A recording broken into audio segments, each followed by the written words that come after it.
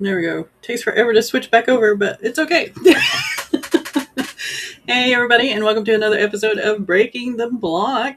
We are going to be talking about goals and stuff and goals for this chapter of Breaking the Block. So I will actually just have my co-host introduce themselves. Rach, Steph, Maggie, look at that. I pointed in the right direction. Awesome. Okay, I am Rachel D. Adams, the co-writer for the Dragon Tasker series and the Life and Loves of a Dragon. Um, my co-author is Dawn, and she's in the chat now. And I have another co-author, James, who is also in the chat. We are going to be working on something more sci-fi-ish in late 2026 that we've decided to do. So that's going to be fun. Okay, I'll go. Hi, my name is Stephanie. I started writing romance, now I'm writing fantasy, and I have a few books out now with several more books in the works this year if I can get them edited on time. I think that's it for me today. Short and sweet. Hello, lovelies. Mama Maggie Ward here, independent author, stroke survivor, migraine overcomer. Yeah. Happy New Year 2026. Please be quiet. Please be quiet. Please be quiet. Okay, I'm fine. It's fine. It's all fine. I feel Don and Rachel James's thing about wanting to work on something else. I have scheduled January for editing. I'm not doing the 85K 90 at the beginning of the year this year because I just felt like I had so much left over from last year to do that I am trying to do that. The bad thing is we always watch Die Hard, Red, Retired Extremely Dangerous. And just different like I don't know why we always end up watching these retired spy action adventure movies. And I really want to start writing on my Grandma Was an Assassin story, and Orange is the New IRA. I just No, focus, Maggie. Hi. Yeah. Eva has a very important question for you, Rach. Okay. Does your backdrop have a new something? Lighting, books, looks great. Oh, well, I redid everything in my room. What happened was, over the holidays, I got annoyed with some stuff. And when I get annoyed, I start cleaning stuff. And I found out that I still had 2 boxes of stuff left under my bed from when we had flooded last year, or it was the year before last. And so I got them out and I got everything up in my room, and therefore triggered the ADHD gremlin into, okay, well, if I'm putting that up, then I've got to move this. And if I'm doing that, then I've got to do this. And so, in other words, this all got redone and behind me. And I have Holly's book back here. Nice. And this was actually a rainbow book crate thing that she participated in. So this is a special edition of Holly Davis's book. And then this is the book that came with it. This is a FF book, and this is an MM book. And both are fantasies, YA fantasies. And so I thought they were so beautiful. I was going to put them up top. And then all of my books are out here. And I also have left room up that you guys can't see for my new books that should be coming soon so that I have room on the shelf for them. So, yeah. And I'm the bag lady of our group. I have just put all my bags across the back part here. So I lined them up like they were actually pictures. Nice. Goals. I gotta have goals. I feel this. No one told me this. And hugs back to you, Dawn. Yeah, goals are whatever I can convince manic hummingbird muse that we need to do. And if I can handcuff her to OCD goal brain, I'm good. If not, yeah. Good. And there's a cat. Cat has a February challenge that is a lot like the all the words August that we did, but it's a little bit less. I think it's 14, 28, and 42 are the three different tiers. It is For the Love of Words. Yes. It is going to be a February writing challenge. There are 3 tiers in it. It is going to be so much love and for writing and streams and all of that. Let me post the link. I was about to say, please post the link. Yeah. There is the I was- link for the announcement look for it. stream video. There we go. Yeah. Yeah, Kat and I have kind of fallen into this.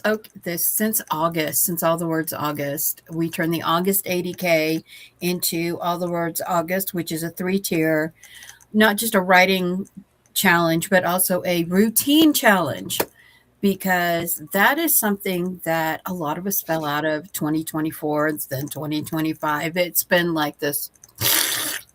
Yeah. I think the funnest thing that I've seen on social media at the end of the year was all these people making dumpster fire cakes and dumpster fire fireworks and dumpster fire memes, because everyone joked about 2020 being a dumpster fire. Yeah. 2025 was like, here, hold my drink. I'm still trying to convince somebody to do the dumpster fire, the crochet doll. I've seen those. No, you can get them on Etsy. Yeah. I want some. I want one to give to all my friends. It's 2025 said, hold my Mad Dog Everclear cocktail. Let's go. Oh, have you been watching the kids doing the Everclear challenge? The looks on their faces. Oh my gosh.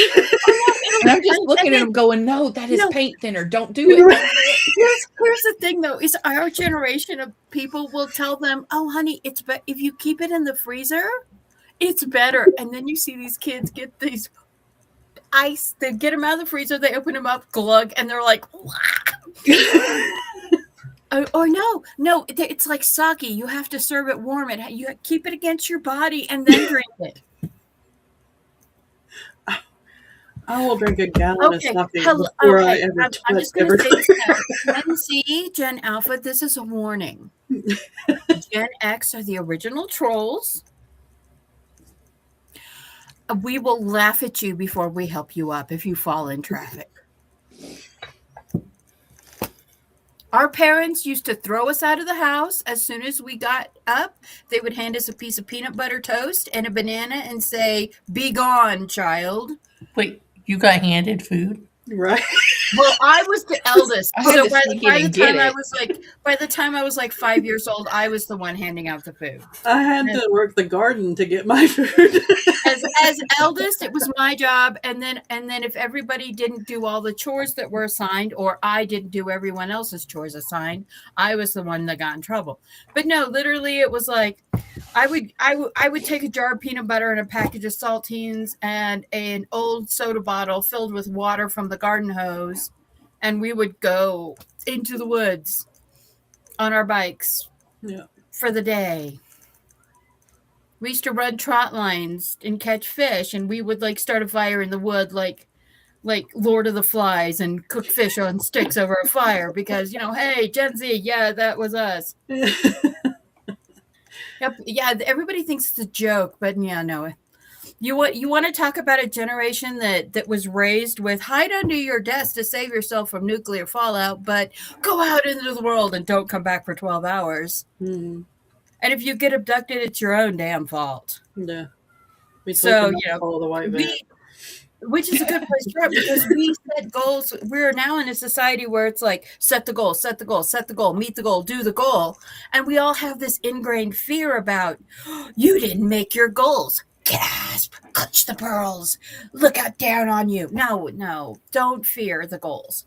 The problem is society is so loud and so filled with fear. And this is just one more thing they beat you up with is having fear of not having goals versus having fear of not meeting goals. Mm-hmm. And the goals that get impressed on you, and we know this because we're the original super mom generation. You have to be a full-time mom. You have to be a full-time housekeeper. You have to be a full-time cook. You have to be a full-time wife. You have to be a full-time career woman. Yeah. Do all the things all at once. All the things. That song, You Make Me Do Too Much Labor.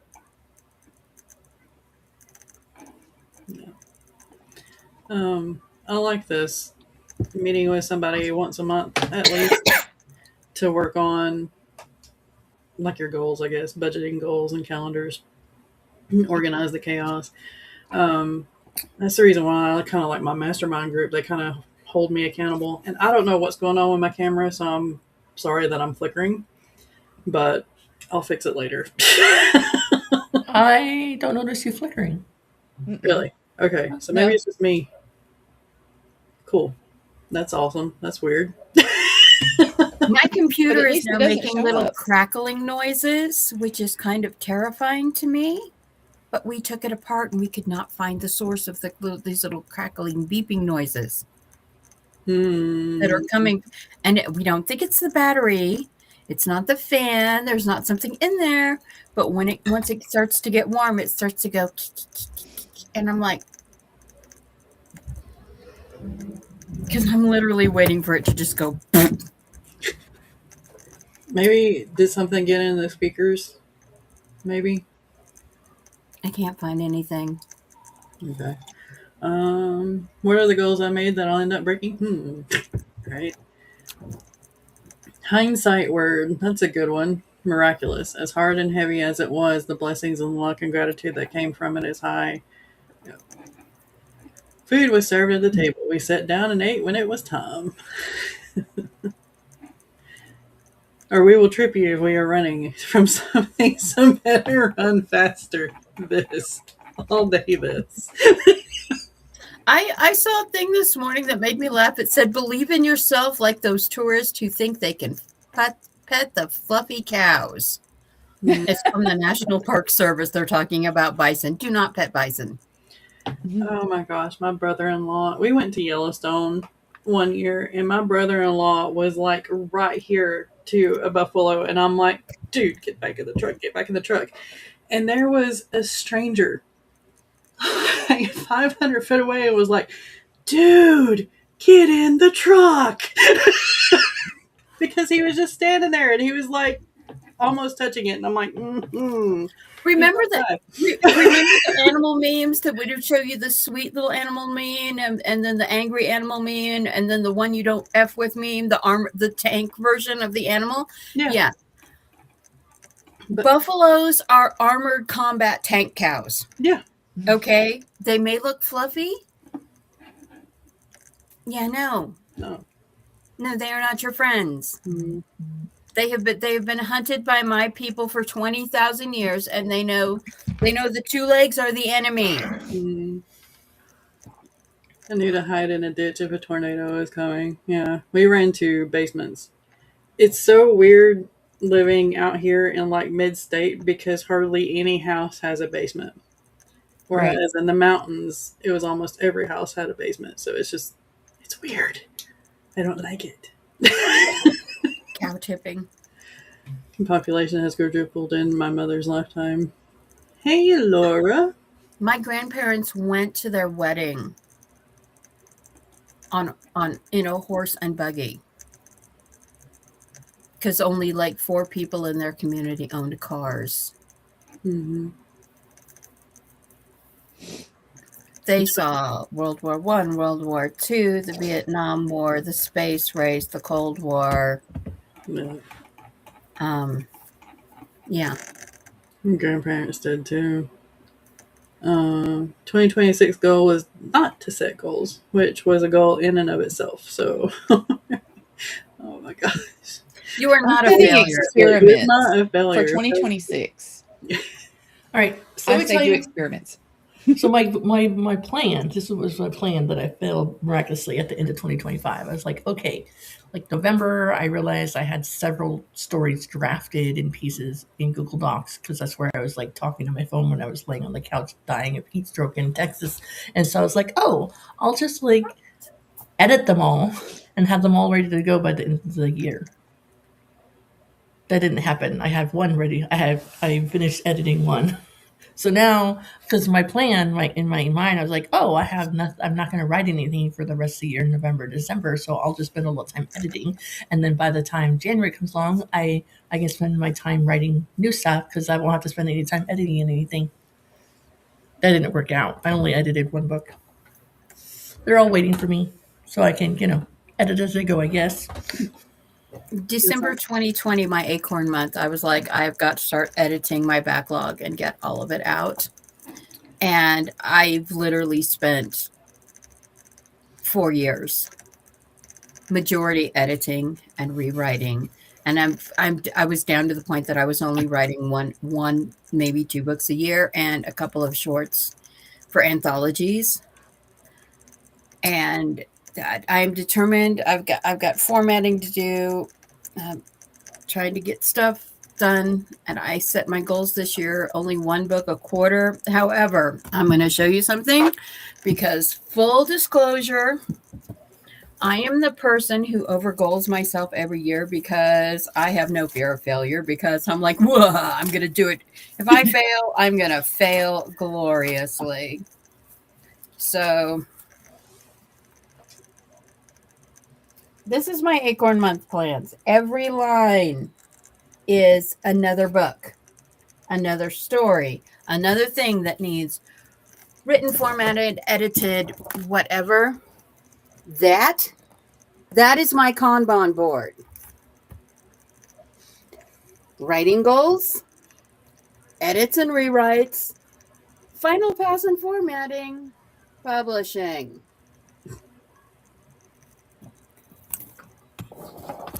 So don't worry, James. I made enough goals for both of us for the next 2 years. Same. He's rewriting stuff, right? He's rewriting his first 3 books from his first series, which he after he went through them and after he I don't know, grew a little bit as a writer and realized maybe that kind of writing isn't exactly what I want to do. Um, I guess he took to heart the really negative review that he got, and he was like, "Man, actually, I want my book to be more like this guy doesn't like."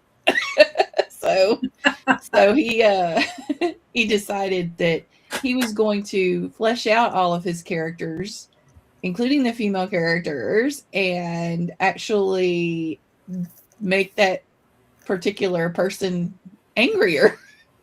Good. Which I'm like, Good. go I like for that. it. Yeah, definitely. Have you seen the reel going around the guy about guy porn, guy erotica at the gym, and he's like, the guy's listening to it, and he's like, and it lasted for 90 seconds, and it was the best 90 seconds of her life, and Yes, she I have didn't seen have that. a name, and then she offered to get up and make me a sandwich, and I was drinking coffee the first time I saw one of those, and I had to wipe off my computer. No, I didn't see that. That looks hilarious, though. It does. It was funny. I loved it. Kat says I didn't have goals for 2025, but I do for 2026 since I'm trying to get to a point that I can live on my own as independent creative. Yes. So what I liked about our little group that we got together, it was me, it was Dawn, it was her daughter Morgan, and her friend Roxy. And so I was on, of course, Discord with them. And And while we were getting our goals or our plans together for the month, Morgan was over there and she was calling out recipes because she's collecting recipes that we can make that can be easily turned into like frozen dinners. Nice. Um, so she's going to share those. Any of them that we did, we were like, "Ooh, that doesn't sound good," she put aside, but and then she had a collection for us. So I thought that was kind of neat the way that we did that.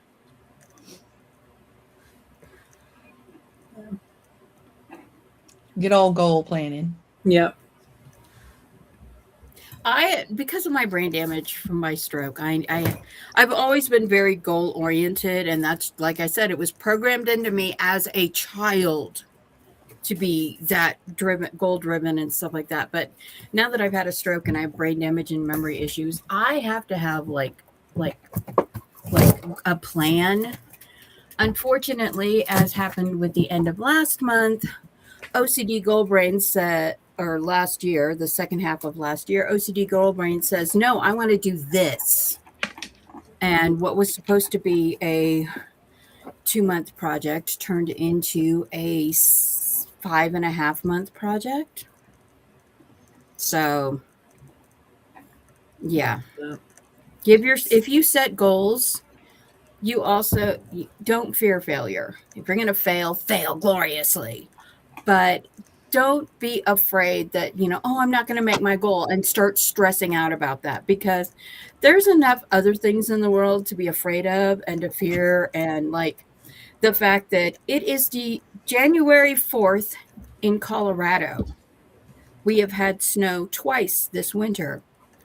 Once in mid-September when they were like, yeah, we're going to get a heavy snowfall this year. It's going to be all winter long. And we are going to have the resorts open on October 15th. And we didn't get snow again until the second week of December. We had snow overnight one time. And the next by 2 days later, it warmed up to 50, 60 degrees. It is already 54 degrees where I live in Colorado at 6,000 feet today. And you cannot tell me that the sunspots blasting our planet right now, and the fact that the microwave radiation that we are getting from the sun, all the different levels of radiation we're getting from the sun right now, have increased by like 15%, which is terrifying to think about, is not having some kind of weird effect on this El Nino, La Nina transition year. Because in Colorado, my son-in-law was walking around in shorts his entire Christmas vacation. It was colder in Virginia, where they live, 12 miles from the beach. Yeah. 400 feet from the river than it was here. Yeah. And so, yeah. Oh, yeah, Kat, you have more snow than me. We did not, because the day in September, the airport did not get snow, because they're kind of in a weird little area where there's like this, there tends to be this bubble of warm weather that settles over. And honestly, it's the concrete, but they did not officially get snow at the airport at the end of September. So Colorado Springs, El Paso County, did not officially get snow until December. And then it was just trace. And the northern part of Colorado Springs up against the mountains got like 6 inches. I got 4 inches out here. But the problem is everything was so warm that it just, it melted on the surfaces, and then within a few days it was warm again. Yeah, we're having wildfire winter instead of winter. That's so crazy to think of, because I spent a whole month in Colorado in May by Denison. It's up pretty high elevation, and there was people in our campground that had to stay there for like a month because they couldn't get up to their property because there was so much snow on the roads. So that's crazy to think there's that little snow up there right now. Yeah. Yeah. And this idea right here, I think I might adapt it somehow, because I am failing at meal planning right now. Yeah, I had never heard of it, and she was just going over recipes while we were doing the planning and making sure we were all on the same page with the planning. Because Dawn and I have to have time that it's quiet, that it's just us. Hmm. Otherwise, we get distracted so easily and we can't finish a book. And so it's helpful to have her there as well so that she can push that. Yeah. And then so she was just reading off those recipes, and that's what she said she was going to do, is the popsicle sticks. And I thought that was just an awesome idea, because I'm horrible too. I have the best intentions of planning out these meals, and I'll get like maybe 2 done and then off the rails. Yeah. So that would be nice. Like, today is the 4th day of the new year, okay? I've ate out something every day. And I'm like, Yeah. this isn't, no. This isn't the He plan. he even went to McDonald's this Yeah. morning. See, we went to the coffee shop yesterday. We did go and see our friend Leah and get a coffee yesterday. And I got a drink that's called a caramel kiss, which Oh, that is like, sounds you can get a caramel kiss or a salted caramel kiss. And I get 2 of them. And I have to have mine Brave, which is made with half and half, because I can't have vitamin. I'm fine with milk, but they put vitamin D in milk, and I cannot have vitamin D because, if you don't know, cholecalciferol, which is synthetic vitamin D, is a derivative of a lanolin molecule. And for those of us who are violently allergic to lanolin, it's the same effect as being completely lactose intolerant. And there's a lot of people who are actually lanolin sensitive that have just been told, oh, you must be lactose sensitive or lactose intolerant. And it's not that. It's the vitamin D, because they also have the same side effects if they use soy milk, almond milk, oat milk, because they add vitamin D to all of those. Which, why they add vitamin D to anything in Colorado does not make sense to me. We get 350 days of sunshine a year. It's like the sun will be out at some point today. And so, it's crazy. So I get basically a coffee. She makes one double strong for me, and I just use it for coffee creamer for like the rest of the week. That's pretty cool. Coping is better than not coping, and finding healthier methods is a great goal for anyone. Stress is a normal part of things, and these sorts of chats can be a chance to vent those. Yep. Let's break that block together. I like that. Yeah. That's why our goals are going month by month rather than the entire year. Yep. Like, I have a plan. I have a 10-year plan. I have a 5-year plan. I have a year plan. But everything is like a listicle. So it can flow and move where I need it to be. So it's not rigid and set in stone so that I feel like I'm a failure.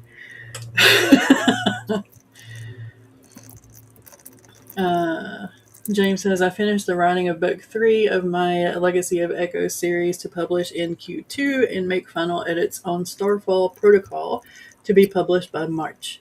I want to publish at least 4 books, maybe 6. Yes, I like that. In theory, I'm going to be releasing a short story or novella 9 months out of this year that we're in now. But I have not put any like pre-orders up anywhere, just in case it doesn't get done. Yeah. So once it's done and uploaded to all the places, and I'll do like, oh, it's available, here you go, pre-order like a short one. Just because I've gotten burned on the whole, oh, I can do that plenty of time, and then I forget how long stuff actually takes me. Yeah. Well, we had a turnaround because like I have accidentally gotten into the characters for my Dragon Masquerade, and it's pretty much ready to be published. The problem is I realized the ending of it means I can't publish it because it's a huge spoiler for the main series. So I was like, oh, well, I guess I'll have to work on something else. And So we had to switch around, and we're working on Moons Over Ordia, which is Kieran and Twilight's story. But we're doing book 5, and we wanted to release these short stories along the way.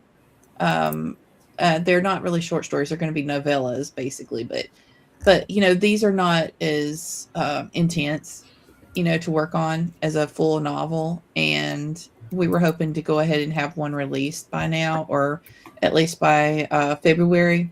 And I already know it's like it depends on how much time we have, because we're struggling with the novel, and I don't know if we're going to have time to do all of the other stuff too. Um, it's just something that it's like things come up, like my health issues, and I got confirmation from the doctors. It's like, oh, well, congratulations. You are still in remission as far as the melanoma is concerned, but basically, I'm in the same camp as Maggie. I got brain damage from the actual therapy that they put me through. So it's like, okay, so you're going to have permanent brain fog and short-term memory problems and headaches that just come out of nowhere if you don't look out. So yeah, that took me out yesterday. I got into the book, and then all of a sudden a headache hit right behind the eye, and I was like, well, I can't focus. So aw, kitties. But Oh, yeah, it's No, like you have the no, goals, it's the but old you got to lady. be flexible. the old lady. Oh yeah, she's got the best blanket. Eva says, plan until I hit the first priority done, then plan the next one. That's a good one. The seasons have shifted over the past 10 years here for us. And there's a Rita. Hello. Um, I may Yeah, play that's with the thing finish. though. People don't realize that when you're working with like my brain damage is I had a non-bleed stroke. So that's what my brain damage is from. And people don't realize that when you're working with all of you working around all of the side effects of that and trying to do this, I mean that you learn to compartmentalize like a queen. Yeah. Let's see. Ooh, we got a lot of comments. I I'll lost keep going. it. Oh no. I hate when There we that go. happens. All right, there I am. I may play with planners for the quarter, season, or year, but the reality is I finish thing A, then thing B. But when I can't do things due to executive dysfunction, I do a bit of thing C, D, A, G, Z. Yep. Plan B to infinity and beyond. Hey, Johnny. So if you have a lanolin intolerance, do you get vitamin D from just going outside? Okay, you should. Everything's the topic. We are just going off the rails all day today. Yeah. We were It's the talking about first of the planning and year. fear and feral Gen Xers telling the millennial children, they're the Gen Z children, how to drink Everclear and Watching the chaos unfold. it today is chaos. Yeah. I did get my Christmas tree down, so I have gotten one thing done. I didn't even put one up, so I don't even have And to and worry looking at Stephanie's in the background, I'm like, oh, I want to leave my tree up. I'm just going to cut out little Valentine's heart and hang them on the tree. That's what I said I was going to do. I was going to leave it up all year long, and then I was going to decorate it for season and have it in the background of all my videos. Nice. Approved. Yeah. Steph. I like that idea too. I want to do that, but my husband works for Home Depot, and he's been seeing Christmas trees since September, and he just gave me the... Tell him, just don't look. Don't look in that direction. It'll be fine. Go a little scary to me after the last years. I'm afraid to expect more than I have, and all I have is right now, but that's trauma. I understand that too. Especially after this last year. Publish all the books. Yes. I'm hoping to edit Briar's Hollow 1 to get properly out this year and make substantial progress on Blood Rain trilogy, but also making things to sell. Figure out why I couldn't drink. Gotcha. You gonna do it, Kat? Yes, you are. Yeah, so much done for holiday gifts. Made at least 30 things for Christmas. Wow. That is awesome. Kat could have her own gift Etsy shop. She's so talented. Yeah. Johnny says, I'm publishing at least the opening origin chapter of the webcomic I'm working on because I just got the new computer and have to relearn how to do the digital art plus set up the website for it. It's that forced learning. Yes, it is. All the side stories. But I'm building a large backlog to make sure if I have something come up, I can still post at least once a day for a year. That is a very good plan. Awesome.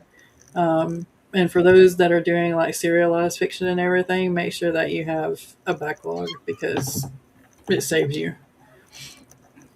I have those headaches from time to time from my eye surgery right behind the eye, but if you massage your big toes, that might relieve some of the tension there. It's an old massage therapy trick. That's chaotic. My husband has brain fog quite a bit and memory haze. I'm not drinking Everclear. I'll stick to whiskey. I don't drink Everclear because I got enough brain problems as it is. Okay? Right. I need all my brain cells. I don't need Everclear to clear them out.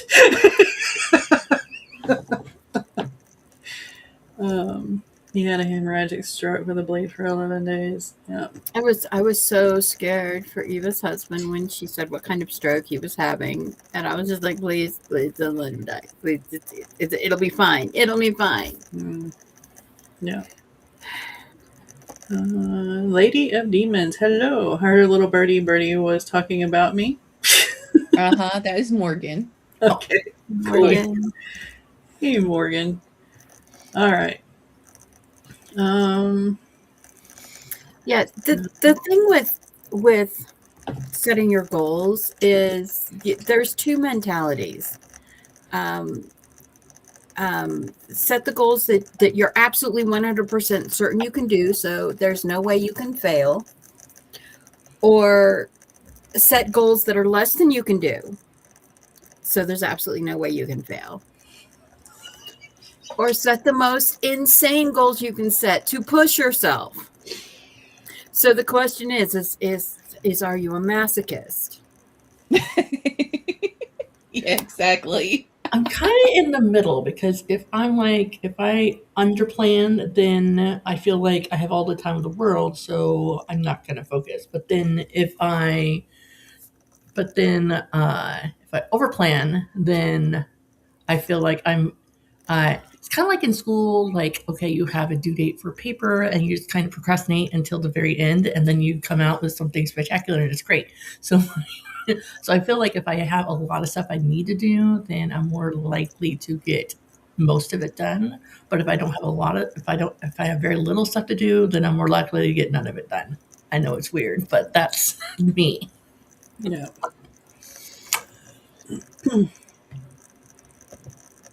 But also, if I don't hit all the stuff that I planned, then I don't curl up in a ball and cry about it. I just like, okay, well, it's okay. I can push it forward. Yeah. So if I don't get to it, it's okay. But if I do get to everything, then yay. Exactly. That hasn't happened yet, but I mean, if it I does, would love for it to happen. like that's what holds me back from doing a pre-order. Because I'm so scared that something, I'm waiting for the other shoe to fall. I'm just like waiting. And I'm just like, something is going to happen. And then Amazon's going to be pissed at me because I didn't do the pre-order when I was supposed to. And they're going to tell me I can't do it for a while. So that happened to me once. Don't. I lost my pre-order for a year. Because I've also lost pre-order for a year. I haven't even tried to do pre-orders because I just know. So now I'm scared to do pre-orders if the book is ready to go. I will no longer set a pre-order pre-order unless I have the book like at the last That stage of just Yeah. the formatting. Mm. That said, I have the advantage of I have like entire series writ. I had entire series written before I started my publishing. So you doing the editing and the form, doing different levels of editing, and most of them had been through several steps of editing before I even started this. So having the goal of I'm publishing this first quarter, I'm publishing this second quarter, I have these two in the third quarter, and I have these two in the fourth quarter, is everyone's like, what do you mean 6 books? I'm like, they're already written. They are already written. They have already been through some editing. I need to do the formatting and the stuff like that. And that's why, like, January, I'm not doing any writing in January. No matter how much the muse wants to do writing in January, we are not. No, we have to finish quarter 4, the end of quarter 3 and quarter 4, because all of the books that were supposed to be published then are still sitting and waiting for formatting and final passes. So that's what I've done for the first 4 days of 2026. Gotcha. I haven't done any writing or editing the first 4 days of 2026. I set up all my spreads, my reading journal that I may or may not keep up with for the whole year. And then I also started, I found this really pretty journal. So I'm going to use it to like do my to-do list, like a bullet journal, but not as strict as other people's are, because it's a really pretty purple color. Ooh, I like that. Yeah. Someone thought it was an Archer and Olive, but it's not. But it has the same paperweight as an Archer and Olive. So like you could nice. put like this is a highlighter Oh wow. here, and it's not even see through at all. So I want an Archer and Olive so bad, y'all. I don't want to pay Archer and Olive prices, but I I know. want Archer Like, and Olive. I'm building No. a wish list so I can put it on all my videos in hopes that, you know, somebody will love me. But oh goodness. Any Archer and Olive would be great. I don't Yeah. even care. Square, rectangle, circle, doesn't matter. I would They love just one of look those. really pretty, and I would love them. Yeah. If I grab Everclear, I'm But worried. also, I have kids, and I guess they should have clothes instead of me buying an Archer and Olive notebook. Yeah. He has to still have the no fun sign somewhere.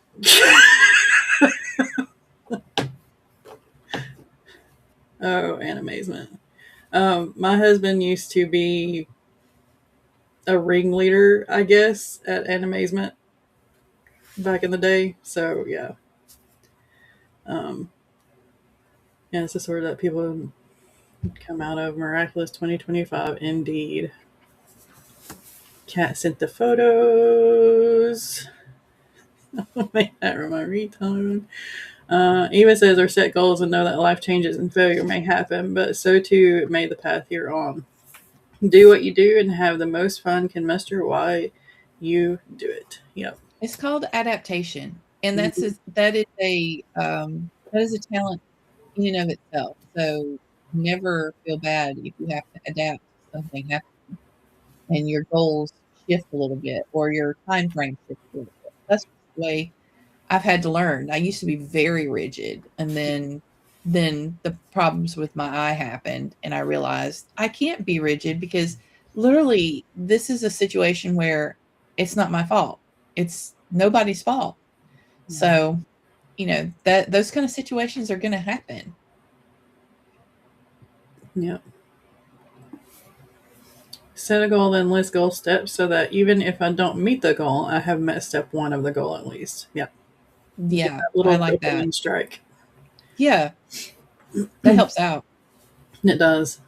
I can't set a lot at once, otherwise, I try to do them all and end up either hurting myself or burning myself out. I feel that. Yeah, we're on book 5. That's our goal. Book 5. I would only do a pre order if I have everything ready. Yeah. Yeah. I got a pre order for my poetry collection, but I'm just taking the money myself and sending the books myself eventually. Summons Margaret. I've been rewriting book 3 of my middle grade paranormal series. Nice. I've been purging all of the AI programs off the new computer because Windows 11 is spying on me. Oh yeah. And creating an So edit. my laptop is a Windows laptop, but the system is not doesn't have the right requirements to run Windows 11. So Ah, like every about 3 months, it'll say shut down or like it's forced me to um, try to upgrade it or whatever due to updates, and they'll say error failed. So I finally got tired of it. So now I had my husband do a dual boot on it. So I am using the Linux side of everything, which runs so much faster, smoother, and I don't have any problems streaming. And there's no like error from Windows trying to update. So I love it now. nice. There's a Jenna. We can literally only do what we can do. You're not lazy, you're doing. And this right here is another thing too. You've got to watch how you talk to yourself because I call myself lazy all the time, and all of you have heard me do it. And I do it a lot. So I You are changing your definitely not lazy. mindset. I feel it though. I feel it in my bones. No, but talking to yourself in a more positive manner, I think helps a lot too. If you can just kind of switch that mindset around, I know it's difficult to do, especially with our generation, because we were taught to kind of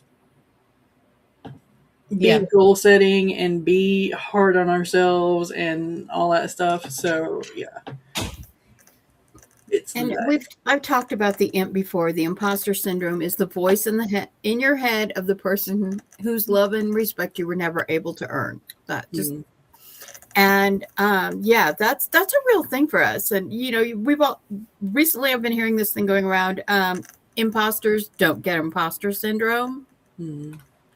So when you're setting your goals, you know, don't be a mama. Don't have the delusional I'm going to fail gloriously thing.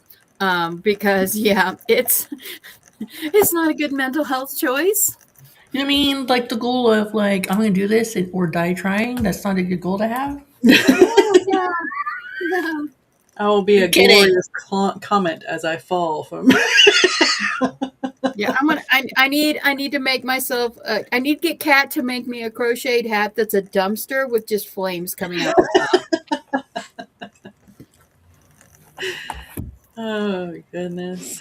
I'm learning how to format books in Affinity, working on Glory's poetry collection. One goal is to get that figured out and formatted this month. Hmm. Yeah, I'm kind of reteaching myself Atticus because I used Atticus and then I'm like, I don't like it. So, yeah. I still format in Word, yes, and I still use Libre or Calibri to format my ebooks. It's a free program. That reminds me, I need to send them their $10 this year. Yeah, you can come for me. I don't care. Even it's like, dude, format in Word. I'm like, yeah, I know that's a source of my struggle, but I do not have the spoons to learn a new formatting program. Um, Yeah. yeah, that's a thing. Gentle parent yourself. You're worthy of patience, grace, and love without any strings. I think Eva It's just needs to be like our motivational speaker at all times. yeah, because I was taught growing up that there was always strings, and that's something that is difficult to get rid of when you even at 50, I'm like, okay, I should be doing something today because it's double down day. But the hubs is like, no, we're going to Wilmington and we're going to have some fun Mhm. and we're just going to do stuff. And then I had promised last year at some point when we did the anime thing that I was going to do my best to actually have a day where or a night every week where I would watch anime because I wanted to catch up because as much as I like certain types of anime, I had not watched a bunch of anime. And so last night I got introduced to two different anime. And I was really, really happy actually with it. But it was one of those moments where I was like, but this isn't toward my goals, is it? In the back of my head, Yes, it you is. know, but it is. You got to be good to yourself too. I just remember something Barrett used to say a couple years ago. Barrett Laurie, is everything is writing. Yeah. Because there is some level, something will apply to your writing in whatever you are doing, whatever time, all of it. Mm-hmm. So Refilling the well. I mean, yeah. It's all tied in. It's cyclical. Professional actor, so imposter syndrome is kind of weird for me because I kind of am when I'm on stage, but it's weird. I get that. I call myself a slacker all the time, so I hear you. And we already know I don't be spotlighting okay at the back of the room.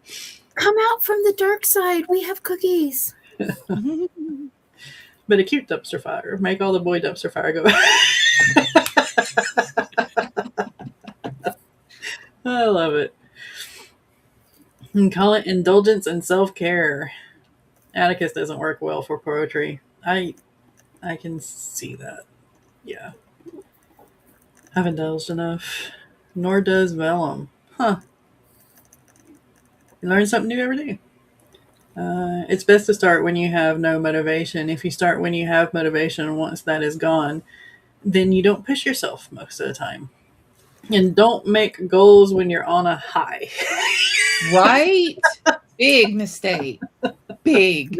When you are on a manic, Big. stick to the system. Have your system. These are the daily tasks. Do the daily task well. And then if you have extra time, you can do extra things. Yeah. Yeah. I'm teaching myself. That is doing something. Family time and memories. Take pics and its content too. I purposely try not to do that all the time. So yeah. Yeah. Well, even before I had a YouTube channel, I always like videotaped and took pictures of the kids. And there was this, Facebook gives you memories. Instagram will give you like memories from this time last year or whatever. So last year, I did on my birthday, I did like a spread where it was like a picture of myself from each month of the year, like see my progress of like what I was doing over the year. And the last year at this time, I was like, oh wow, I didn't take more pictures of myself because 3 of those months there was no pictures of myself. It was just like my books or like scenery or whatever. Flash forward to this month, I tried doing the same thing. I even took less pictures of myself on my phone or my computer. I'm like, okay. There's lots of like scenery pictures and sunset pictures and pictures of the kids, but not of me. Which, I guess that's okay. I used to run from the camera in any kind of recorder thing because everything stole my soul. Hence the reason why I don't have one now. But we got the kiddo on Tiny Crochet and Cat at local market because he fell in love with it. Aww. If he's the funnel or the business map. Yeah. My daughter got me a Woobles kit. She did not know they don't come with directions. What?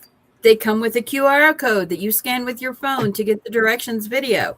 Well, I tried to use it on my laptop, and Windows security was like, this is a malware site. This site is fishing for data. And I was like, oh, that's interesting. Ugh. And I was like, okay, so I can't open the Woobles directions. So I just looked at the picture, counted the rows, counted the stitches, made a little cat, made it a striped cat because the cat on the picture was not a striped cat, and I wanted a striped cat. So I made a little striped, like oval spheroid cat shape with a tail and ears. And I got up this morning and the kittens had it and were like trying to kill it. There can only be one. No. So that's how I feel about my goals for 2026 or for 2025. I put all this effort into making the goals, and now my spaz brain and creative brain are like, must murder it. Yeah, not supposed to make plans when you're manic. I'm okay without cookies. I like my darkness. He has brownies. Eva says content creation is helping me a ton because I'm like, oh yeah, I should do this for content, but it's on my list. I just don't see it, so it's not important to me. Brookies. Brownie cookies. I've had a camera out since my daughter was born in 1996. I have headshots, I think. I love taking photos and videos and have done it for decades. I hope it annoys people enough to comment or stare at or engage in my content. I try. You've put out a lot of content though, so Yeah. I'm just like, Yeah. So, and I've noticed that the algorithm hides it too. Like I will get nothing but Eva for a day and nothing else. yeah, And then there is no Eva for like 3 days and it's like, what the heck?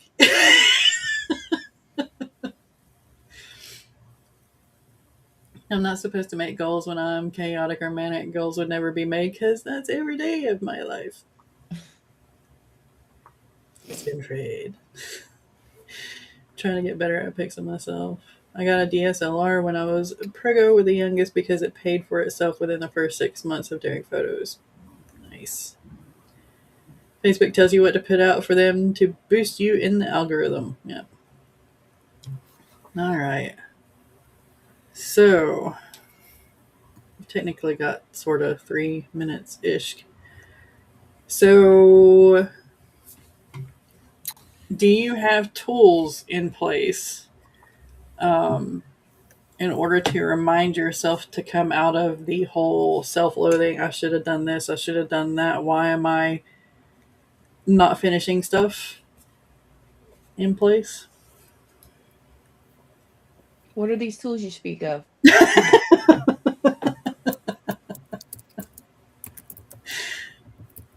I get that.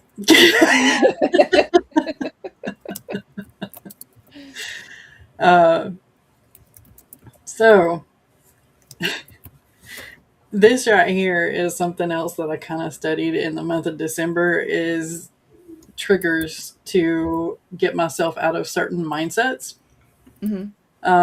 And one of them is my husband, because I have an interstitial journal right now where I write down every little thing, the time I started something, the time I ended something, a random thought, and whatnot. And he reads it every day. So he is supposed to help me get out of that mind frame and everything. So I start the next day fresh. Exactly. Yeah. The mugs. And honestly, inspirational mugs help too. So, yeah. I know not everybody has that, but we could be that for each other in between. So you're saying it's I'm either not one or the other. bipolar. There's no in between. I'm not bipolar. You are.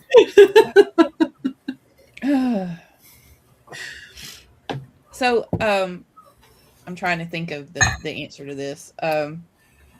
For me, what has happened is I've gone back to showing myself the time that I'm doing stuff, so that I guess like what you were talking about, interstitial journaling, but it's I'm just using the time mapping, like what like Sarah Cannon had done, and what it does is there was a bill tracker, and I kind of changed it into tracking time frames for me, and that's going to be loaded up with different colors. I've got markers that are different colors, and it tells me how much time I've spent doing each project or each task. And that way it kind of proves to myself, because the voice in my brain tells me that, oh, you didn't work on that, you didn't do that, you're lying to yourself, but this tells me the truth. I did work on that. As a matter of fact, I put in 8 hours. So I'm just making it up, 8 hours on my novel, and I spent 8 hours working on my novel, and I'm proving it to myself. Yeah. And so that tells me that I'm not wasting my time as much as I thought I was wasting my time. Or if something doesn't get done when I think it should get done, then I have a this to tell me, well, how much time does it really take to do this? Because obviously I was wrong about how much time it takes. An example is writing an article for me, because guaranteed I will have a very simple idea and I'll even have almost an outline ready for it. But does it take that simple amount of time? No, because when I start doing my research for said article, I wind up finding more information and I wind up expanding the article. And usually an article will take me anywhere from 2 to 4 hours, whereas you would think that it would only take me at most 2 hours. And Mhm. then I let it rest and then I come back to it later so that I can edit it and make sure that I haven't screwed anything up or I don't have any other questions that I need to answer coming in to my brain for that article. So, yeah, it's a matter of proving to myself that I am working during that time frame, and two, showing myself about how to be realistic about Mhm. how much time it's going to take. So, Yeah. So I have a plethora of like planners in my house. I have like planners for myself, and then I have planners for when I'm writing down all the kids' school stuff because I homeschool. And so I keep them as a way to see like what we actually did over the course of the summer or the month or the year or whatnot. Because sometimes I get in the funk, I'm like, what have we really accomplished this year? Like, how long have we been doing this thing? Or when was the last time I did this? So, um, my monthly calendar spreads and all of my journals and books and all that are covered with notes of like when we started this or when like okay well I didn't really do that much in like July, so what else did I do in July, and I'll see that we like went to the zoo or we like hung with friends or went to the library like 4 or 5 times, or me and my daughter started volunteering at the library. So a lot of outside things affect what your writing output because not everything should be writing constantly all day, every day, because I physically can't sit down and write 6 hours a day every single day of my life. It just doesn't work for me. And so I like looking back at all of my years worth of journals and calendars just to see what I actually got done, either for myself, for the family. It was really helpful. Like when we were traveling a lot, like, okay, well, I didn't get that much done this month. Well, that's because we went from Texas to Virginia in a matter of like a week. So obviously that was exhausting. Maybe Yeah. not. I don't think it was a week, but like it was a short amount of time. So, um, I like keeping all my written accounts of things just to see where the time went. I mean, I don't like track down like, okay, well, the kids worked on math for like 3 hours this week, and I worked on my writing for like 6 hours this week. But I like to see when we started projects or when they started certain things, um, just to see how long things are taking and where the time actually went. So I don't track my time, but I track how long it took me to accomplish tasks overall, without like tracking how many hours I spent on it. Yeah. Um, I'm starting to do stopwatch timers instead of just having like Pomodoro timers up so I can really see how much time I'm taking to do stuff. And I will make myself stop it if I get distracted with this. Um, so yeah, that's helped out a lot. Um, all of you know, I track 1 hour sprints. Word count is a side tracking for me, and like for setting goals and stuff. One of the everybody talks about time blocking. Well, time blocking is everyone's, oh, you time block. No, no, that's not it. I set myself a specific get 1 hour a day writing related in as part of my routine. So I'm not time blocking to sprint or write or do anything. It is specifically routine reestablishment, which I yeah. need a lot of structure because So, yeah, I do the 1 hour sprints. But because of my brain damage from my stroke and the migraines that I have now, and the memory loss, the brain fog, the cognitive issues, um, there are things that I don't count as part of that 1 hour thing. Like, I go to sleep, I forget, I have transient somniatic amnesia. 51st States was a cute movie, but when you live it, it sucks. Mm. And so everything that I write the day before, sometimes days before, I have to go back and reread before I start working on it. It's why editing is actually easier for me. I listen to my books over and over and over again. I read them over and over and over again because it's a memory. I'm memorizing them into the rote part of my brain, um, instead of the experiential part of my brain. And the nice thing about it is I don't remember writing stuff. I'll read it and I'm like, oh, that's pretty good. Oh, that is not good. I don't know what I was writing there, but it's not good at all. You have to understand your own limitations and give yourself the grace for it, because like I do a lot of my writing in the car with the family driving me around, and that's like a once a week thing. But literally in the month of December, I think I went to town twice, maybe 3 times for the entire month. Um, and it was usually taking the youngest to the doctor because of her problem pregnancy, so that I had to drive her because she vomits when she drives now. Mm. Now, this is the scary thing. I have brain damage and constant vertigo and like weird perceptual things, like things I don't see things like in distances. It's like slides, like this is the distance, this is the distance, this is the distance. And that's kind of terrifying when you're driving. So I'm super careful. Mm. But I look at, like, my whole life is that way now. When I look at my goals, it's like this goal is this far away. This goal is this far away. This goal is this far away. Well, when the goal is this far away and I'm not anywhere close to it, I pull it all the way back, because there is no purpose in stressing out or panicking because the goal is right there. So I think that giving yourself permission to fail is a huge thing that a lot of people have not got through. Now, I had 15 and a half, almost 17 years of therapy, because I realized as a teenager my parents were effed up and I needed therapy. And then I went, after I got spent a few years married, got divorced in college, went back to therapy because I understood that mental health equals happy life. Mm. So it's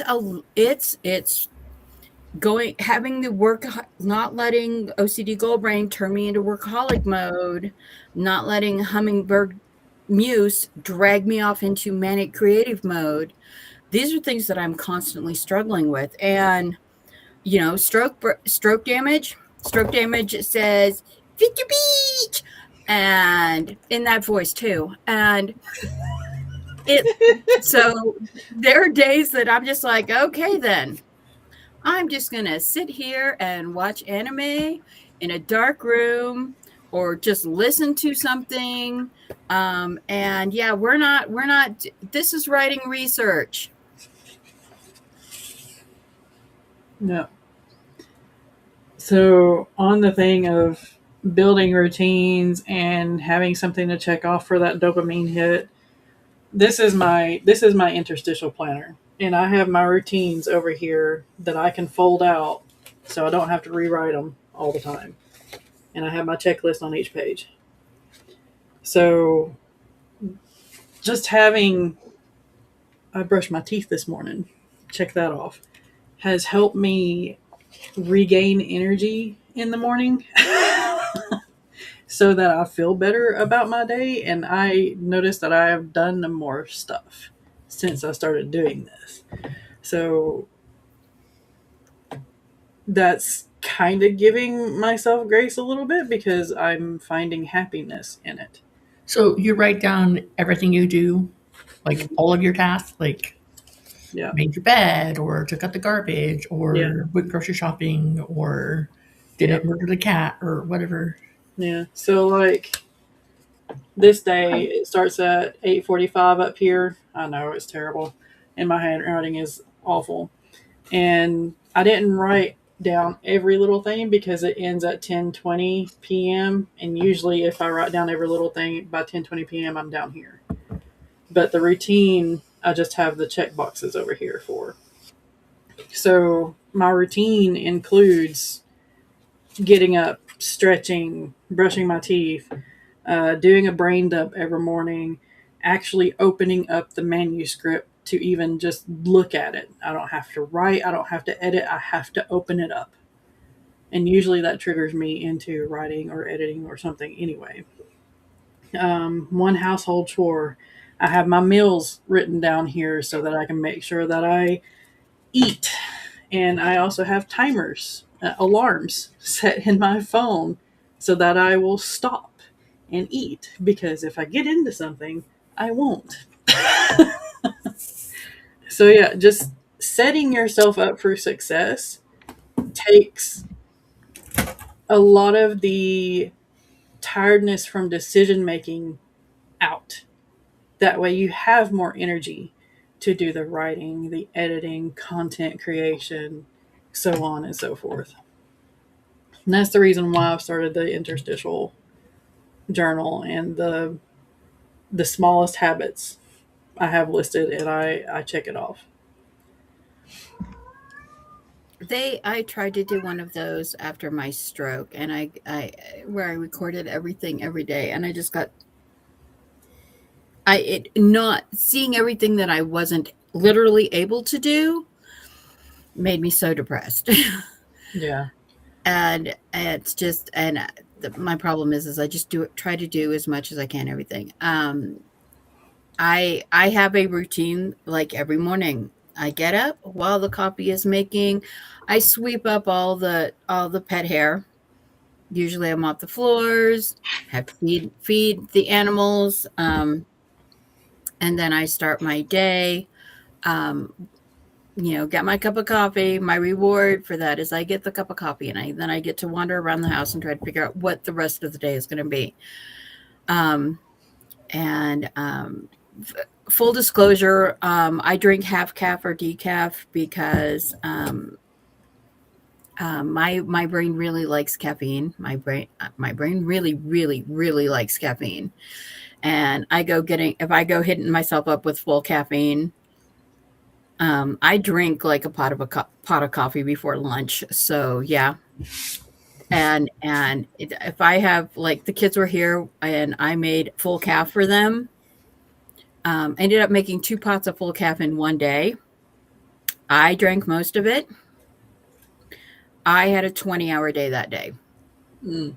And See, if then I drank 2 pots of coffee, it would just make it so I wasn't dog bone tired by like 2 in the afternoon, but I would still like go to bed at whatever time I would normally go to bed at. I used to drink 22 cups. I used to have a giant coffee pot, and I would drink 22 cups of coffee a day by myself. Yeah. Same. Just me. Yeah. And the coffee pot. Yeah. And eating the grounds from the top of the pot with spoon. No, I'm kidding. I didn't. I've never done that. I felt like doing that, but I've never done that. Going from a full pot of coffee or 2 full pots of coffee a day down to 1 or 2 cups a day has been a ride.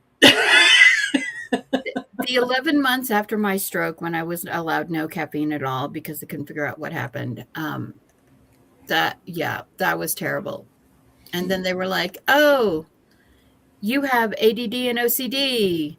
You probably need to have a little bit of caffeine in your life." I'm like, "Yes, really? Really?"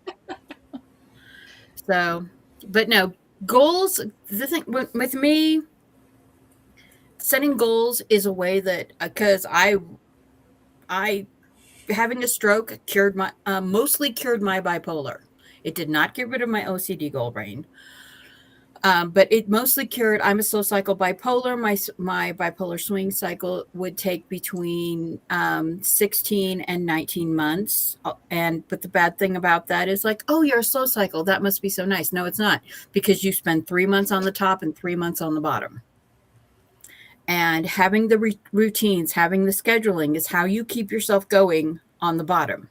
Having the routine, having the scheduling, having the planning is how you keep yourself from going into the manic madness. And I learned this at a very young age. I learned this when I was like 18. I had a very good therapist who was beginning to study the bipolar phenomenon as it was starting, and I was the only slow cycle in his research group. And so it's very interesting that when you have to learn to schedule your life and have these set daily routines like everything, and then you go on vacation and suddenly you don't have to get up in the morning and sweep everything and mop everything and put out the dog food bowls and dry the floors and feed the cats and put them all outside for their daily runabout in the morning, because honestly my front door looks like I'm a feline Pez dispenser every morning. It's weird because you don't know how to not have that routine. And having a stroke makes it very hard, because there are days when nope, I'm sorry. The routine is not happening today. And that applies to every aspect of my life. That's just the routine. Like on the second, we were supposed to go down and see my bestie Katie, and we were going to celebrate a belated birthday for me. And I had to tell TDM, call your Aunt Katie and tell her I'm not going to make it today. I cannot today. And then I went, and as much as I wanted to spend time with them before they left back to go to Virginia Beach and the Navy and all of that life, I couldn't do it. And it sucks. But not enforcing these things on yourself that you must do this, you have to do this, you have this thing. There is this idea that if you micromanage your time into smaller and smaller task groups, smaller and smaller time blocks, 15 minutes for this is this task, 12 minutes for this is this task. That level of micromanaging. Hello, Kona, we love you. We love Kona. The problem is this is a different type of stress. This is putting you back into school when you sit down at the desk and the teacher says pop quiz and everyone goes, oh, me. And that stress, there's a reason that stress anxiety. Now this level of micromanagement, this is when you go to the bathroom break. This is when you go to recess. This is when you go to class. This works for some people. However, constantly doing this does cause burnout. So you have to understand that I am not going to succeed at everything I do. I have to give myself permission to ignore my time blocks and my schedules and my goals, because life happens. The world is loud. The world is obnoxious. Terrorism is happening. Dictators are falling. International war crimes are getting ignored by the news in favor of the fluffy kitty story. The cougar fell asleep in the corner mart, and it had evidently eaten several Twinkies and was now having a diabetic thing. Yeah. So breathe in, breathe out. Have your cuppa of whatever you want. Sweeten it with honey because, save the bees. And,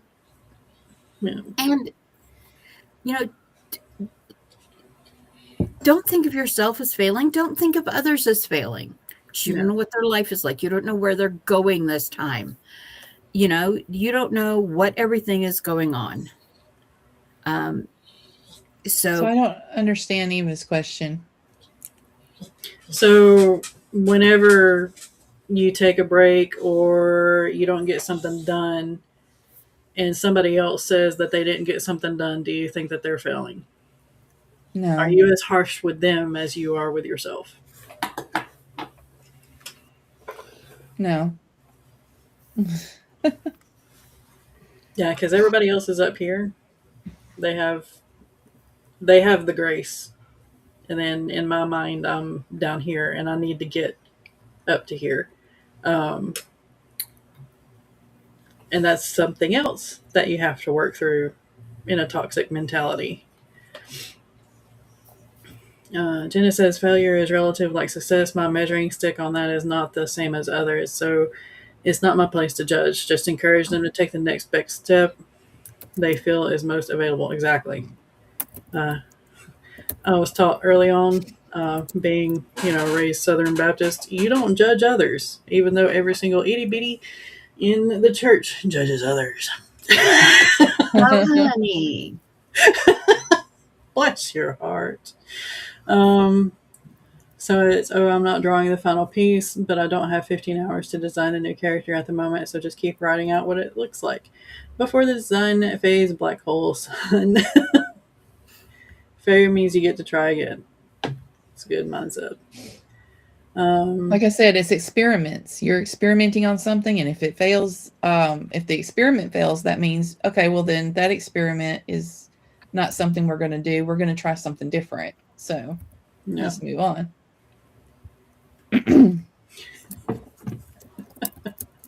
It's all good, though. I'm sure I drive people crazy, too. Grandma used to call it the most expensive investment for success. Ooh.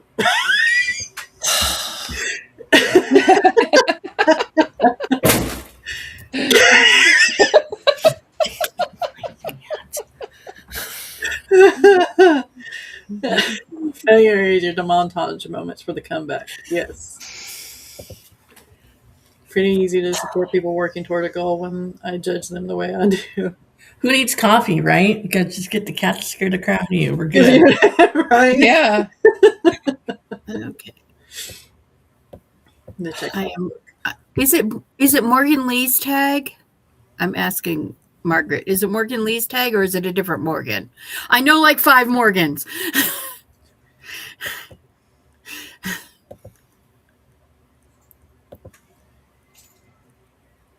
I need to know which Morgan it is. Okay. Yeah. I don't know where Shiley went. She usually jumps from this side, so this time she snuck around this way and shoved her fat body into the tiny spot on my desk. Okay. It is Morgan Lee. Hey, Jenny. Do 1 cup of coffee a day. Caffeine makes me tired. I drink enough that the staff at Dutch Brothers next door to work on first name basis with me. Yeah, I used to be that way too. I drink enough coffee that my kids and husband don't ask me, hey, do you want some coffee? They'll ask me, hey, what cup do you want the coffee in? Because some days I'm fine with a cup like this, and other days I need my travel mug that has a lid on it. Really depends on how numb and tingly my hands are on that given day. But yeah, so and I drink so much coffee, and I'm also forgetful about drinking my coffee that my husband got me a plate warmer for Christmas present that keeps my coffee cup warm. Aw. Otherwise, I pretend I'm totally meant to have cold coffee all day long. It's fine.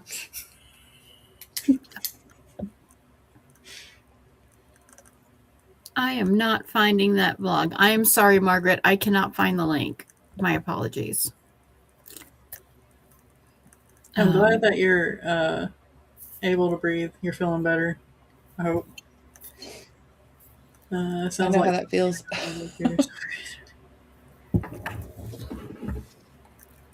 I need to find that too. Finding the way to give yourself grace is the hardest struggle most people face. Yeah.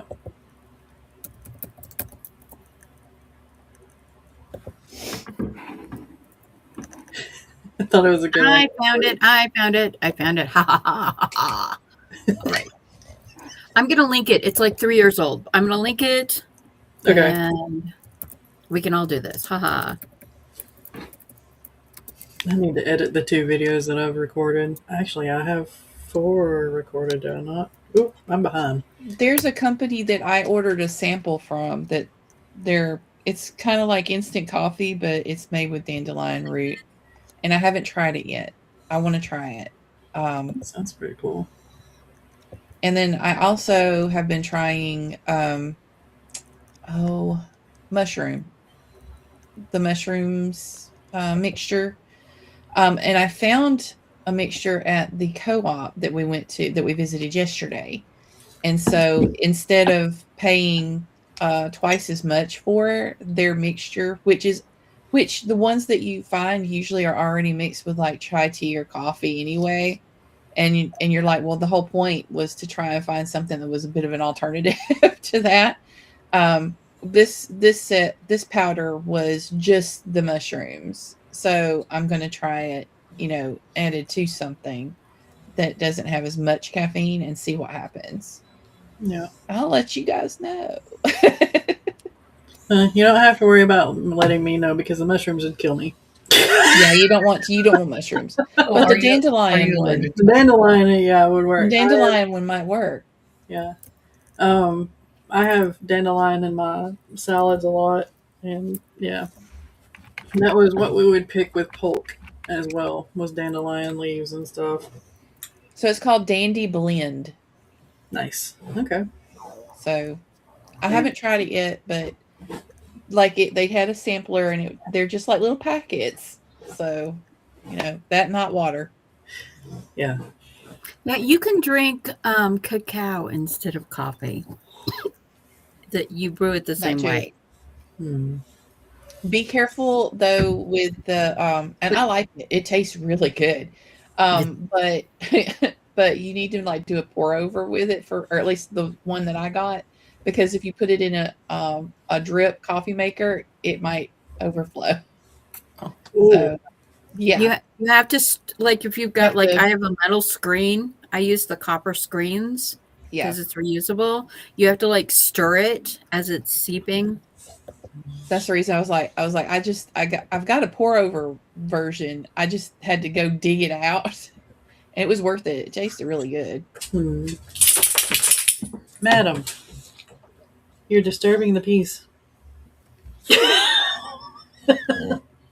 But even with all the experimentation, you see, I wind up going back to coffee. Yeah. My one addiction, and I just keep telling people it could be crack. So don't be mad. Could be worse. Could be a lot worse. Could be a lot more expensive too. Mm-hmm. Well, it's like, I do books. Be drugs. It's okay. It could be worse. By the way, Sam, the 2 lovely copies you sent me of My Husband Wants to Keep Me Pristine and My Husband Wants to Keep Me Dominant. TDM took those when she left. Okay. You want me to send you some more? No, it's fine. I've read them. It's just she was like, mine. And I was like, be sure to send those back to me when you're done. Your Aunt Bethany wants to read them too. That's awesome. So, yeah. Plus, I get to act like a Southern Belle with my mint Juliet gossiping about the local hussy. So I have. She's taking it off. Yep. I would say yes and join the dark side, but part of me is like, don't get addicted if you haven't yet. So, to be fair, I've been drinking coffee since I was a kid because my dad was a cop. But beware, addictive. My mom used to give us coffee before we went to bed because all of her children had ADD except one. So we were all like, ee! And she'd go drink black coffee. I was given coffee whenever my infections got really, really bad because it helps the bloodstream get all the meds in. So, yeah. So I didn't drink coffee until my second born was 8 months old.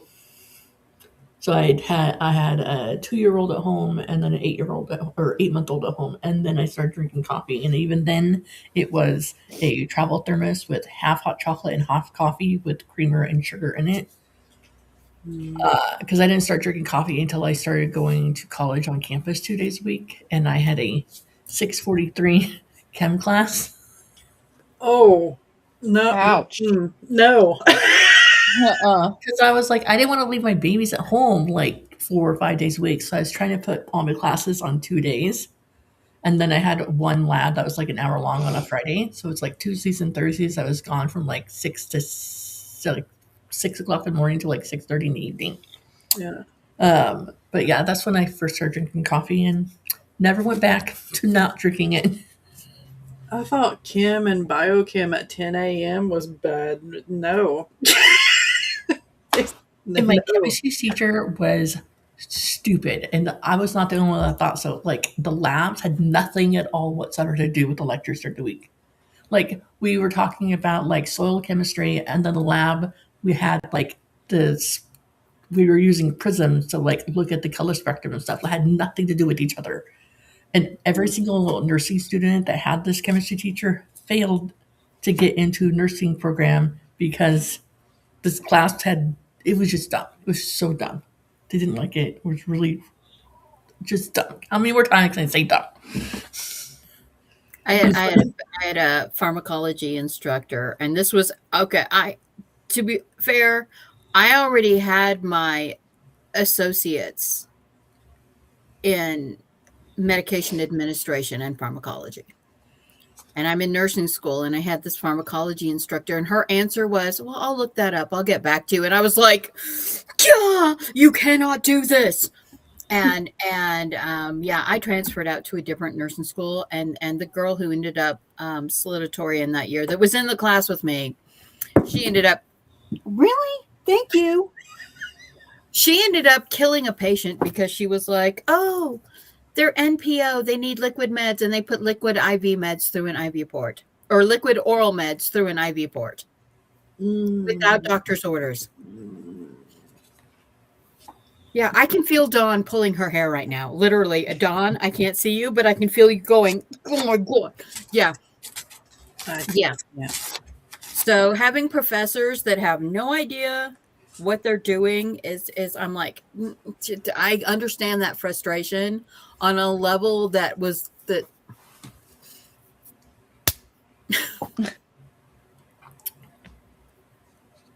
I like this.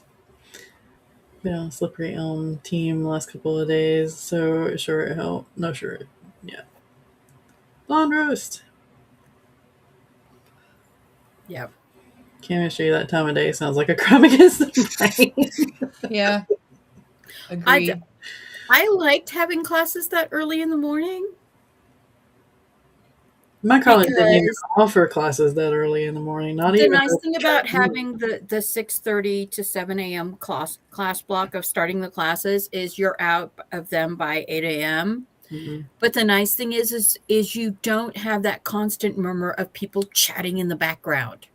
That's true. Coffee eggs at the table every morning.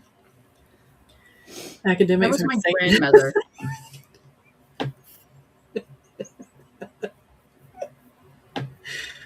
Yeah. Oh my God. Just never liked that. Sometimes. I had an art history professor that was convinced that he was God because he had tenure. And he was like, if you miss a single exam, I will fail you for the semester. I will automatically rank that exam as 50% of your grade, and you will miss for the semester. Well, I told him, I'm going to miss this exam because my brother is being buried. Came back, said I would sit in their class, take the exam. Here is the thing from my brother's funeral. Here is I even brought my brother's death certificate. That's how messed up it was. And he was still going to fail me, even though I had a 4.0. And I ended up dragging in the dean of the department. As you and should. I'm like, look, I'm not one of your little pussy art students that just wants to be an artist someday.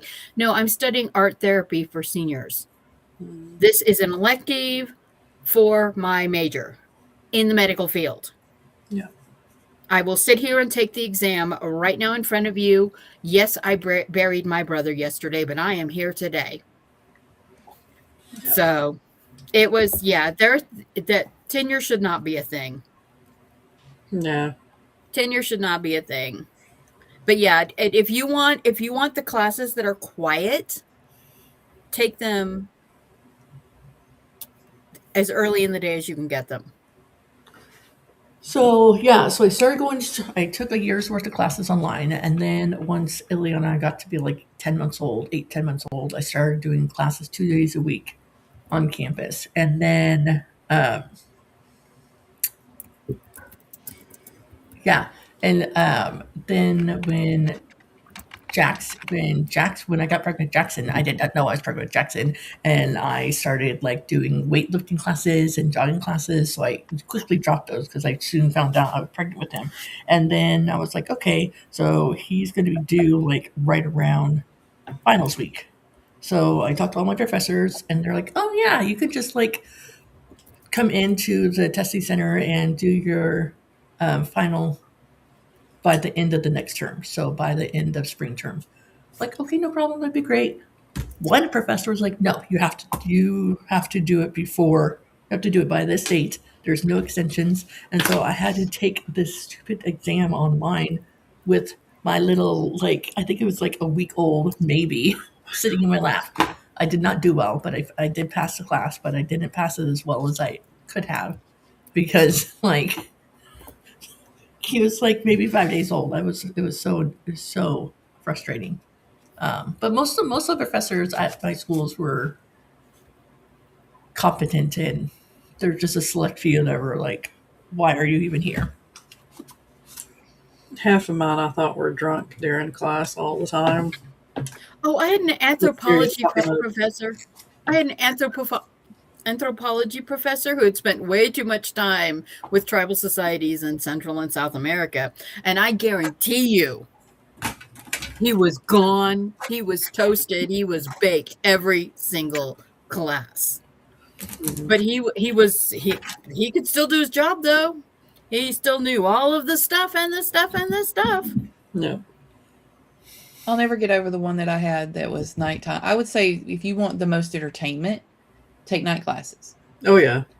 because they don't care. I mean, but they do, but they don't. You know what I'm saying? It's like, I so I had this one professor that he was like, okay, so I'm just curious because I just got paid. I want everybody to list how much tuition they've paid this semester or how for per class.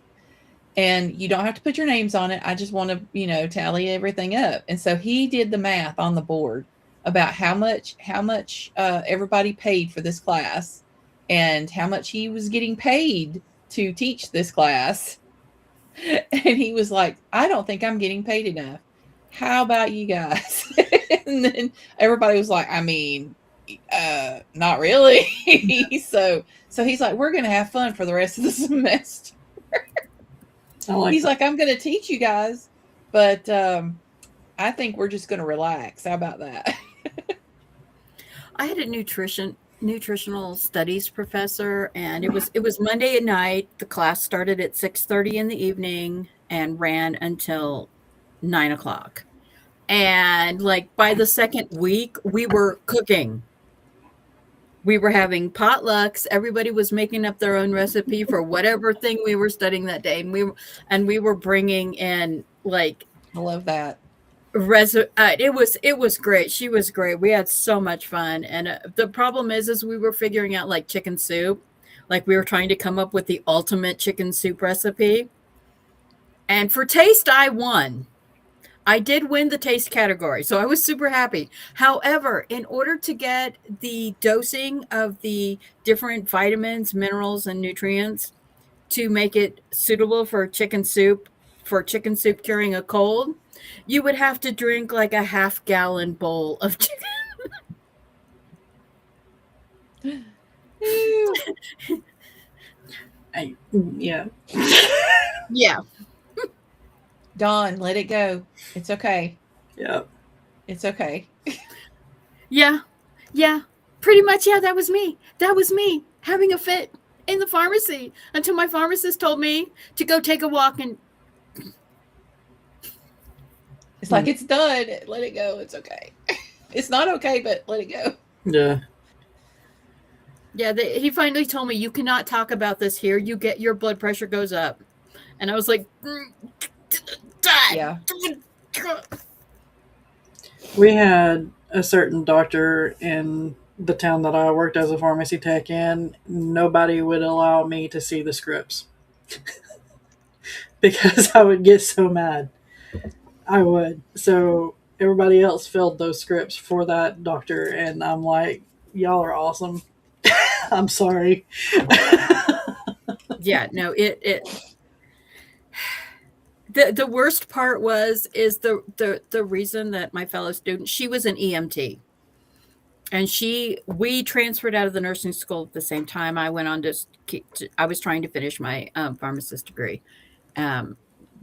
And she went to become an EMT because she just liked the activity better. She liked it better. Yeah. And she was showing up to give me the payout for how long it was until this particular student killed someone.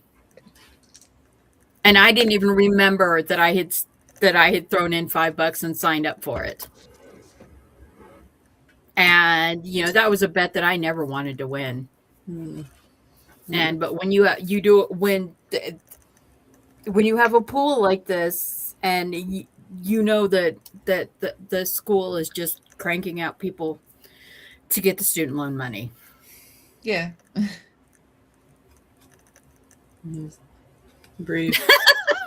Breathe. Look at Johnny's comment. So, are you a doctor? No, I'm an actor. Why? Well, your handwriting says otherwise. I know so many people. I play one on TV. The thing is, though, is that there were so many times when I would be like working, and they would I would get handed a script, and they were like, "What is this drug?" And it'd be like, it could be thorium, it could be thorazine. I don't know. Maybe they're trying to kill someone, and it's a nausea medicine. No, it is. What does the patient have? No. Let me call the doctor. It was training the newbies on 2 doctor scripts because only 3 of us could translate those scripts. So we would hand them to the newbies and be like, hey, can you read this? Because we need more people be able to translate these because I'm quitting. Yeah.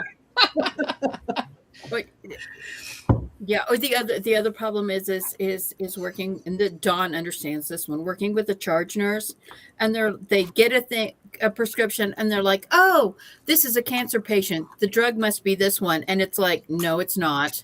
Yeah. It's this thing, not this thing. And then you have to call the doctor for clarification. And call the nurse. Yeah. They know. Yeah. Jen is right. They cannot be made up because, the whole truth is stranger than fiction. Yeah. If only you knew. Farm tech stories, nursing stories cannot be made up. EMT and paramedic stories cannot be made up. And firefighter stories cannot be made up too. No. I think I'm going to have to add some whiskey to my coffee for that one. Oh. Well, you'd be amazed at how many programs actually still need handwritten stuff. There are some doctors that will not go electronic at all. There are drug classes that you are not allowed to go electronic on, and they were taking handwritten. They were taking printed scripts with the doctor's signature on it, and now they're back to not doing that, and you have to handwrite them.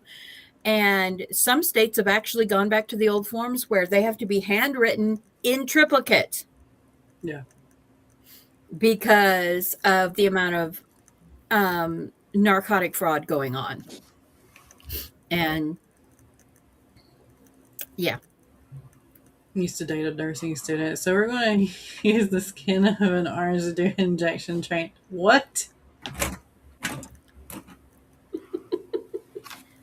Yeah. It's not what it feels like. The line for like Sierra Mist.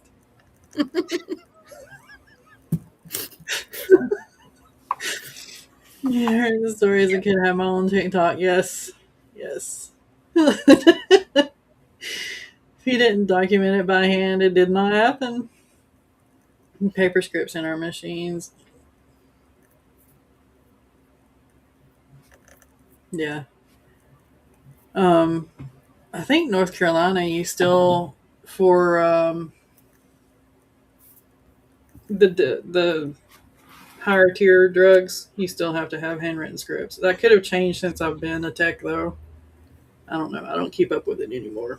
Some of my drugs I've had in the past. So a lot of times when you go see a doctor, they'll just send the prescription electronically to the pharmacy. Well, there's a couple I had that they would only take a hard copy of the prescription. Yeah. So, Yeah. Yeah, And there's I know that from some of the pharmaceutical companies that they have to have it faxed over. The actual signature, the everything had to be written out by hand, or they wouldn't accept it. And we wound up with several doctors having to be educated on not being lazy about that because it wasn't our fault. It was the pharmaceutical company that would not accept those. So, Yeah. Thank you, yeah, Don. when glad you're Praises. to. when we were getting compounded scripts, it was like, okay, and this is exactly what you want in it. Mm-hmm. Well, we need to add these other things to it. What do you mean? We need to add this much filler to the capsules. Which filler is it? We need to, yeah, and it's, yeah, and it's like I got offered a job at the hospital, but I would never take it. I was like, nope, no, I am not. Nope, I nope. Yeah, practicing on a real life person, it gets you until you get used to it. I mean, oh my gosh, my brother. Never mind. I'm not Hey, gonna. I grew up on a farm, so I was already practicing on animals and my younger siblings Yeah, before I ever joined the medical field. I could give myself stitches when I was 12. So yeah. yeah, that it's like they're you see someone, they're like, okay, we're gonna blanch a tomato and use a swab to move it around and put tegaderm on it. I'm like, yeah, no, that's not the same. That's not the same. Yeah. Giving an injection to a cow and a horse, yeah. It's Yeah, not like good. human. Come on. Yeah, good luck finding those veins. Good luck finding those veins because yeah. It's Um, like getting through that skin and the muscle, man. yeah. Yeah. Compounding meds. Compounding meds is It's a lot the of doctor did the calculations, two of the pharmacists did the calculations, and then I did the calculations. no. So there was always, and then if it or the other compounding tech did the calculation. There was always four of us doing the math to make sure that it was right because it's yeah. Do your research, do your own math, and that applies to writing too. Let's bring it back around to writing. Do your own Got on a research. tangent. Do your own research mostly on yourself because otherwise it's illegal. And don't do it if you're in the horror genre. Yeah. Yeah. Mm-mm. You can't practice what you Don't write. do your own research if you're in the horror genre because yeah. Or if you're Then you get to write a police procedural. Yep. And don't practice if you're doing a medical story either. Yeah, there's a reason there's a file on my laptop in my active project file that says recipes for the FBI. Mm-mm. I know I'm on a watch list. They're like, why were you Googling this? It was for a book. And then I ended up not using it. Mm-hmm. I'm gonna be right back. Yeah. But we were talking about goals and all that kind of stuff, and we got on to injectables. all right, so I'm going to turn it around to like goal talk, a little bit away from medical talk to goal talk. So, so a couple of my goals I have is to increase my subscriber count, and also I want to start sharing more about the books that I'm reading, and um, then I also am wanting to pick a different time other than my current Tuesday night. Because right now, last month I was streaming, doing writing sprints like at 11 o'clock my time, which some days I'm great with being up that late. But then I realized after the first 2 weeks, I was like, I committed, posted it out there, I had them pre scheduled. Maybe 11 o'clock at night is not the best time for me. So I'm going to spend this week trying to figure out a different day and time to do it. I'm thinking maybe like I do still want to do live streams because I like, chatting with people, but I'm thinking maybe doing it like every other week instead of weekly and like consistently every other week. Well, because I'm on Sky's stream on Saturday night, and then I'm doing Breaking the Block. And I picked Tuesday night at 11 because nobody else was streaming at that time. I didn't want to step on anyone else's toes and stream at the same time someone else was. So, but I also realized that's next to impossible because there's a lot of live streamers out there. Yeah, you're going to overlap usually. Yeah. Just pick a time that works for you and go with it. Mhm. Because technical is like I take my meds intravenously. I Yeah, I'm take my looking at goals the like same I thing. take my meds on a schedule. All right. Sorry, I thought somebody was tearing up the living room, aka Miss Kona, because she was jumping from the couch to the floor and then messing with my chair, then jumping back on the couch. I'm like, what are you doing?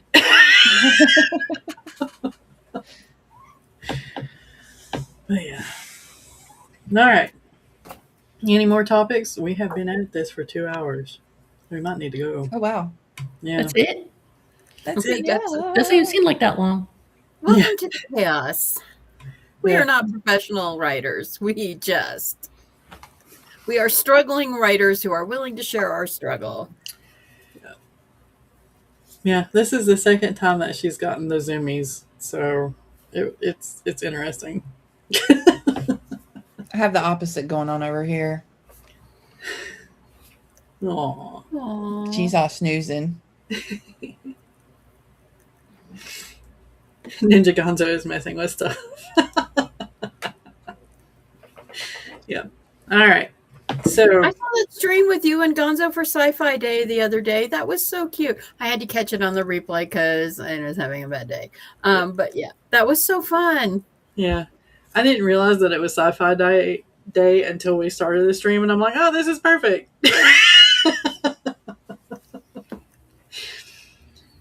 All right, y'all want to do your outros, and we'll get out of here. Yeah. All right. So I'm Rach, or Rachel D. Adams, on the Dragon Tusker series and Aggressively Helpful Writing Advice, which the goal, since we're talking about goals for the new year, is to try and get one article out every other week for that Substack. And let's hope that I can make it happen. I've already got like a collection of topics, so hopefully that works. And hopefully I'll see you guys next week. Okay. I'm Stephanie. My author name is there underneath here, and I don't know what to say. I'm horrible at this. Okay. Hey, so if you want to see more about me, you should check out my channel because I have lots and lots and lots and lots of videos and vlogs. So I don't really filter myself in my videos. So there's that. I'm writing books. I'm releasing them. We'll see what comes about it. And I'll catch you guys next week. Hello, lovelies. I am Mama Maggie Ward. Emma asked, are you saying you aren't a writer but play one on YouTube? Totally, and on Amazon too. And on Inkit and on Wattpad under Penumbra Mine MM Ward, where you can read all my rough drafts for free because I understand not everyone can afford a Kindle. And the primary reason I'm on Amazon is because I can't afford ISBNs for all of my books.